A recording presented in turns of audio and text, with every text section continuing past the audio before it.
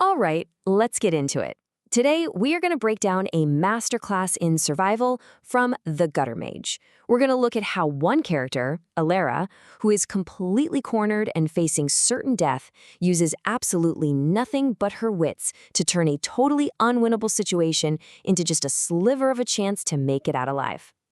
And yeah, this quote right here, it sets the stakes perfectly.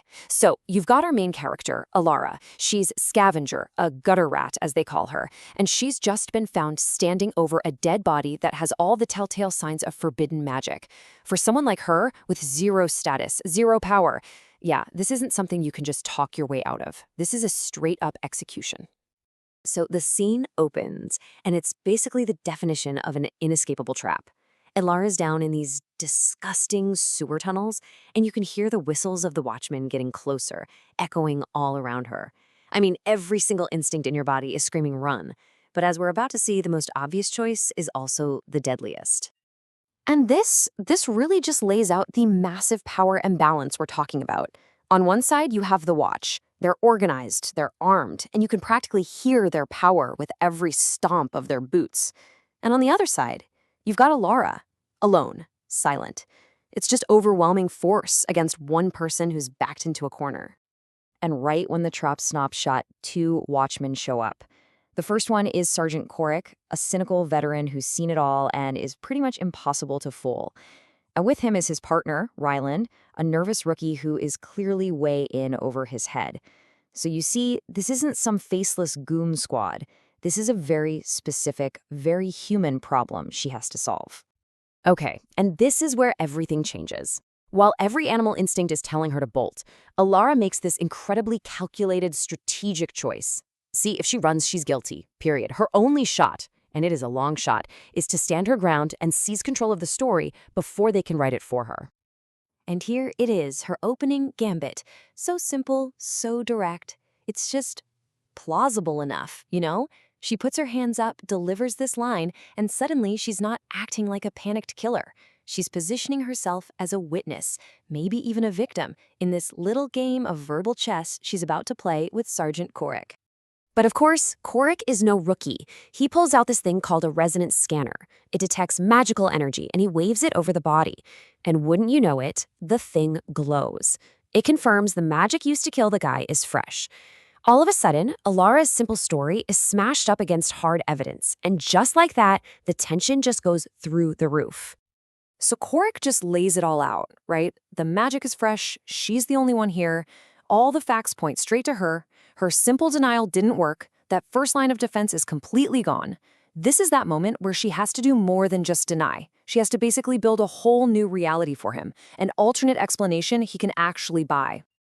And this is where her real plan kicks in. Look, she can't argue with the facts. The magic is fresh, and she is the only one there. So instead of fighting the evidence, she decides to reinterpret it for him. How? By inventing this complex, believable-sounding magical theory right there on the spot. Talk about a high-risk, high-reward play.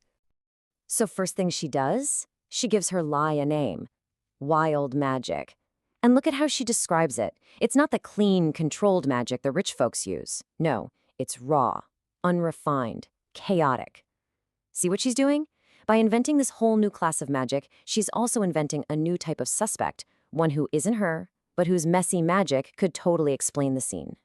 And the genius of it is, she doesn't just make some vague claim. No, she gets specific. She points out technical-sounding details, this spiral pattern in the energy, how it's different from a clean burn.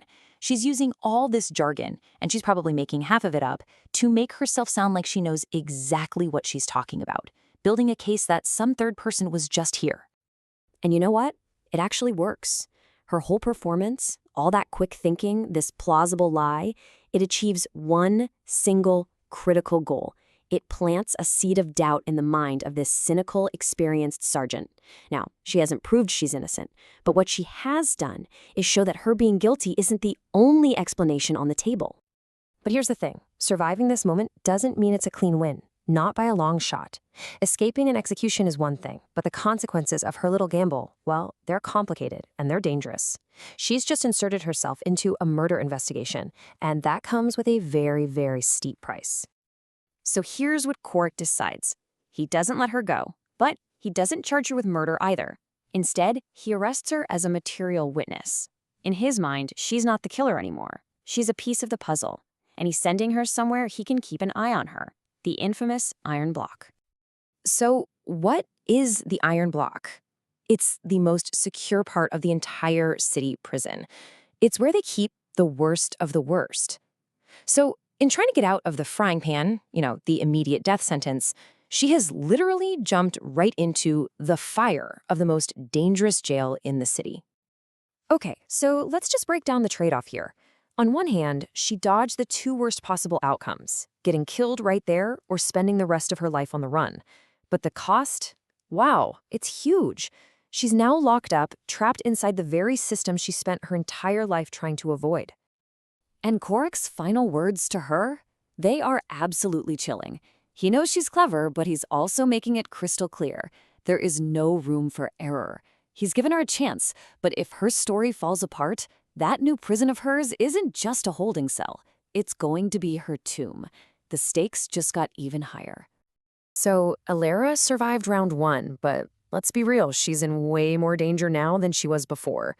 What happens now for a clever scavenger who's locked up in a high-security prison, all while holding on to a very dangerous secret? Well, the story leaves us with a few really interesting possibilities. Is she going to face a terrifying interrogation by an expert who could see right through her lies? Will she maybe find a critical ally in another prisoner? Or could help come from somewhere totally unexpected? Elara managed to buy herself some time with one heck of a lie. But the real question is, what's that time going to cost her in the end?